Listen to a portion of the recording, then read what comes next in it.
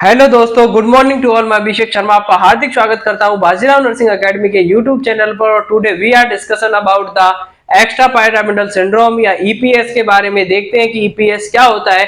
तो ईपीएस का मतलब होता है जो भी आपकी जो पुरानी ड्रग्स थी, जो एंटी साइकोटिक्स ड्रग थी पुरानी, जिसमें की आती है आपकी मैक्सिमम जो ईपीएस करती है, हेलोपेरिडोल हुई, ड्रोपेरिडोल हुई, या क्लोरप्रोमाजिन, सीपीजेड या थायरोइडाजीन, ये सभी जो कि पुरानी ड्रग्स थी, एंटी साइकोटिक पुरानी ड्रग्स जिन्हें की टिपिकल एंटी साइकोटिक के नाम से जाना जाता है।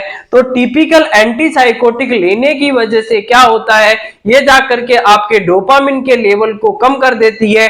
और जब डोपामिन का लेवल कम हो जाता है तो डोपामिन क्या करता है, जो बेसल गैंग्लिया होता है उसकी एक्टिविटी को बढ़ाकर रखता है, यानी उसको स्टिमुलेट करने का काम करता है। लेकिन जब डोपामिन का लेवल कम होगा तो बेसल गैंग्लिया की एक्टिविटी कम हो जाएगी। जब बेसल गैंग्लिया की एक्टिविटी कम हो जाएगी, अब बेसल गैंग्लिया क्या काम करता है, बेसल गैंग्लिया जो आपका जो एक्स्ट्रा पायरामिडल या एबनॉर्मल जो मूवमेंट होते हैं बॉडी के, उनको प्रिवेंट करने का काम होता है। लेकिन जब डोपामिन का लेवल कम हुआ तो उसमें जाकर के क्या हो गया, एंटी साइकोटिक लेने की वजह से क्या होता है, वो जाकर के डोपामिन के लेवल को कम करती है। जब डोपामिन का लेवल कम होता है तो बेसल गैंग्लिया का लेवल होगा वो कम हो जाएगा, यानी बेसल गैंग्लिया की एक्टिविटी होती है वो कम हो जाएगी। और बेसल गैंग्लिया आपके एबनॉर्मल मूवमेंट हो रहे थे बॉडी के, उनको प्रिवेंट करती थी। जब बेसल गैंग्लिया की एक्टिविटी कम हो गई तो उसकी वजह से जो एबनॉर्मल मूवमेंट थे, यानी जो एक्स्ट्रा पायरामिडल मूवमेंट थे, एबनॉर्मल मूवमेंट थे, वो बढ़ जाएंगे और उन्हीं को ईपीएस के नाम से जाना जाता है। यानी ईपीएस का मतलब हो गया extra pyramidal syndrome. Extra pyramidal syndrome में यानी कि अब इससे पहले देखते हैं कि दो टाइप के नारो ट्रैक्ट की मैं बात करूं, नारो ट्रैक्ट की बात होती है तो नारो ट्रैक्ट होता है टू टाइप का होता है। एक होता है पायरामिडल पायरामिडल नारो ट्रैक्ट, और सेकंड वन पे आता है एक्स्ट्रा पायरामिडल। एक्स्ट्रा पायरामिडल और पायरामिडल दो टाइप के नारो ट्रैक्ट होते हैं। पायरामिडल क्या करता है, ये आपके वॉलंटरी कॉन्ट्रैक्शन करवाता है, जबकि ये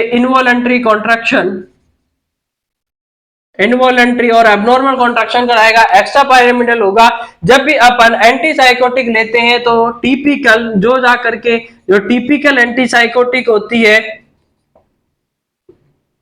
और टिपिकल एंटी साइकोटिक क्या करती है, dopa anti typical anti psychotic और टिपिकल एंटी साइकोटिक होगी, ये जाकर के डोपामिन के लेवल को डिक्रीज, ये करेगी डिक्रीज डोपामिन के लेवल को कम करती है। और जब डोपामिन का लेवल कम होता है तो डिक्रीज बेसल गैंग्लिया, बेसल जो गैंग्लिया होती है, बेसल गैंग्लिया की एक्टिविटी होगी, बेसल गैंग्लिया की एक्टिविटी भी कम कर देती है, जिसकी वजह से क्या होता है, एक्स्ट्रा पायरामिडल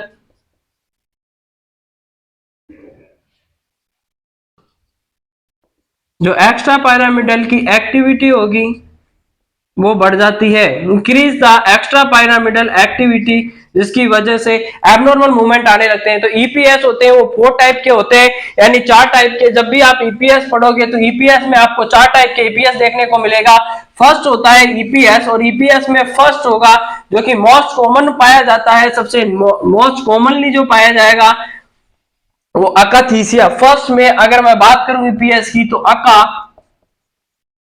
थीसिया, आका थीसिया का मतलब होता है इररेसिस्टेबल डिजायर होती है, go from one place to another place. इसका मतलब हो गया कि एक जगह से दूसरी जगह पर जाने की इररेसिस्टेबल डिजायर होगी, यानी इसमें जो पर्सन होता है वो एक जगह पर टिक नहीं सकता है, एक जगह पर बैठ नहीं सकेगा। जब भी आप एक जगह देखोगे 2 मिनट बाद में आपको दूसरी जगह दिखाई देगा, यानी इररेसिस्टेबल उसको डिजायर हो रही है।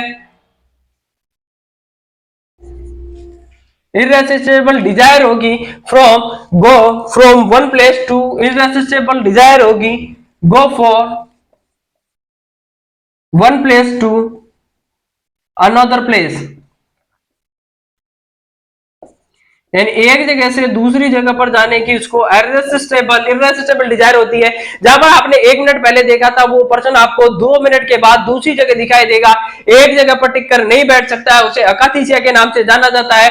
और मैं बात करूं कि मोस्ट कॉमन देखने को मिलेगा वो अकाथीसिया होता है, यानी मोस्ट कॉमन होगा अकाथीसिया होगा। एक जगह पर पर्सन बैठ नहीं पाएगा, उसको टिकेगा नहीं, एक जगह आपने देखा दूसरी बार दूसरी जगह देखोगे, अकाथीसिया होगा। इसके बाद में देखने को मिलता है मसल्स डिस्टोनिया। और मसल्स डिस्टोनिया का मतलब होता है कि जब भी आपका एबनॉर्मल मूवमेंट आएंगे, तो एबनॉर्मल मूवमेंट के बाद जब भी आपका मसल्स में एबनॉर्मल मूवमेंट होगा बॉडी का, उसके बाद में मसल्स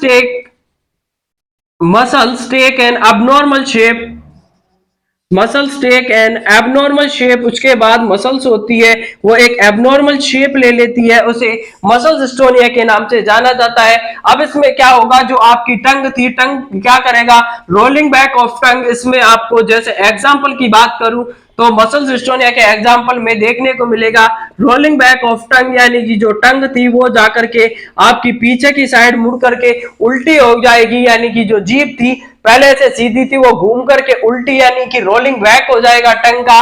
और इसमें टोर्टिकोलिस भी देखने को मिलता है। टोर्टिकोलिस का मतलब होता है कि chin on one side and head on one side. अगर किसी पर्सन का, जैसे मैं था, तो मैंने जैसे ही आपकी क्या लेने लगा, मैं एंटीसाइकोटिक ड्रग लेने लगा, टिपिकल एंटीसाइकोटिक, तो उसने जाकर के डोपामिन के लेवल को कम किया। और जैसे ही अगर मेरे को मसल डिस्टोनिया होगा तो मेरी जो टंग थी वो रोलिंग बैक होकर के पीछे की साइड मुड़ जाएगी, और जो मेरा फेस था वो जो टोर्टिकोलिस हो जाएगी, नेक की टोर्टिकोलिस देखने को मिलेगी। तो chin on one side and head on one side. अगर पर्सन ऐसे दिखता है आपको तो समझ जाना है कि उसको मसल्स में टोर्टिकोलिस हो गया है। टोर्टिकोलिस ऑफ नेक का टोर्टिकोलिस देखने को मिलेगा। ये 2 एग्जांपल है। बात पूछी जाती है कि अगर आपको जब मसल डिस्टोनिया होता है मोस्ट अर्ली, सबसे पहले अगर आएगा तो सबसे पहले जो आता है वो मसल डिस्टोनिया होता है। सबसे ज्यादा कॉमनली देखने को मिलता है अकाथीसिया मिलता है। अब इसका थर्ड की टाइप की बात कर लेते हैं, और थर्ड टाइप में आता है जो कि आपका इरिवर्सिबल होता है, टार्डिव डिस्काइनेशिया के नाम से जाना जाता है। और टार्डिव डिस्काइनेशिया को रैपिड सिंड्रोम के नाम से भी जानते हैं। यानी थर्ड नंबर पे जो आता है, और थर्ड नंबर पे आता है टार्डिव डिस्काइनेशिया। टार्डिव डिस्काइनेशिया का मतलब होता है कि इसमें इरिवर्सिबल एक ऐसा ईपीएस जो कि मात्र इरिवर्सिबल होता है, एक बार हो गया तो जीवन पर्यंत रहेगा, टार्डिव डिस्काइनेशिया के नाम से इसको जाना जाता है। और टार्डिव डिस्काइनेशिया का also known as rabbit syndrome. इसमें क्या होता है, रैबिट सिंड्रोम, जैसे खरगोश, आपने खरगोश देखा है, खरगोश जैसे जैसे मुंह को चलाता रहता है ऐसे वैसे ही इसमें पर्सन की कुछ आदतें हो जाती है, वो एक जगह पर आपके मुंह को नहीं रख पाएगा, यानी कि उसका जो लोअर फेस का जो मूवमेंट होता है, movement of the lower face, इसमें क्या होगा, एबनॉर्मल जो मूवमेंट्स होते हैं ऑफ लोअर फेस या लोअर जाके एबनॉर्मल मूवमेंट देखने को मिलेगा। खरगोश की तरह ये सारे दिन आपके जो लोअर जा होता है उसको चलाता रहता है, ऐसे ऐसे करता रहेगा, तो एबनॉर्मल मूवमेंट हो जाएगा लोअर जा का इसमें। और इसके साथ ही आपकी प्रोट्रूजन ऑफ टंग, जो टंग थी वो कुत्ते की तरह अगर बाहर आ जाती है तो टार्डिव डिस्काइनेशिया है, ईपीएस का थर्ड टाइप है। इरिवर्सिबल होता है, एक बार हो गया तो वो ठीक नहीं होता है, उसे इरिवर्सिबल कहते हैं। इसमें लोअर जाके या लोअर मूवमेंट होता है फेस का, वो एबनॉर्मल देखने को मिलेगा। खरगोश की तरह सारे दिन मुंह चलाने में रहता है, जबड़ा चलाने में रहता है, इसलिए इसे रैबिट सिंड्रोम के नाम से जानते हैं। उसमें कुत्ते की तरह जीभ बाहर आ जाएगी, यानी प्रोट्रूजन होकर के टंग अगर ऐसे आपको देखने को मिलती है, बाहर कुत्ते की तरह लटकी दिखती है, तो उसमें मतलब है उसको टार्डिव डिस्काइनेशिया हो गया है। तो इस तरीके से ये आपका टॉपिक होगा। इसके बाद में 4 नंबर पे देखते हैं, और सबसे खतरनाक आता है वो एनएमएस होता है। और एनएमएस का मतलब होता है न्यूरोलेप्टिक मैलिग्नेंट। और मैलिग्नेंट जहां भी आता है उसका मतलब भी सीवियर होता है। न्यूरोलेप्टिक मैलिग्नेंट सिंड्रोम एनएमएस के नाम से जाना जाता है। पूछा जाता है कि मोस्ट सीवियर या मोस्ट सीरियस की बात करें या मोस्ट रोस्ट की बात करें, सबसे गंदा होता है, तो आपका न्यूरोलेप्टिक मैलिग्नेंट सिंड्रोम होगा। इसमें क्या होता है, फीवर आएगा, बहुत तगड़ा तरीके का 105 तक का बुखार आएगा। उसके बाद में क्या होता है, इसमें डिस्टोनिया, मसल्स में डिस्टोनिया देखने को मिलेगा, यानी मसल्स होगी उसमें आपको रिजिडिटी देखने को मिलेगी। या बात करें डिस्टोनिया होगा या फिर मसल्स में फीवर के साथ साथ अगर रिजिड हो जाती है, मसल्स की रिजिडिटी देखने को मिलेगी। फीवर होगा, फीवर हाई ग्रेड फीवर आता है, रिजिडिटी होगी और रिजिडिटी हो जाती है मसल्स की। तो मोस्ट जो कि सीरियस होता है, मोस्ट सीवियर होता है, वो एनएमएस होता है। अब बात करते हैं कि ये जो आपके हो गए, लेकिन अगर ईपीएस होता है तो ईपीएस को रोकने के लिए कुछ दवा दी जाती है, और उस दवा का याद है कि अगर पूछ लिया जाए कि ड्रग ऑफ चॉइस कौन सी होगी, ईपीएस की ड्रग ऑफ चॉइस की बात करें,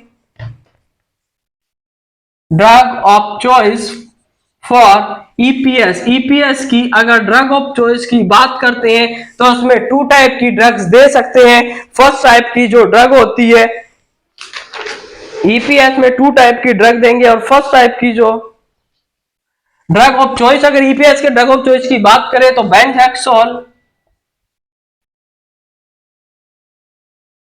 बेंजहेक्सोल या फिर इसमें दे सकते हैं अपन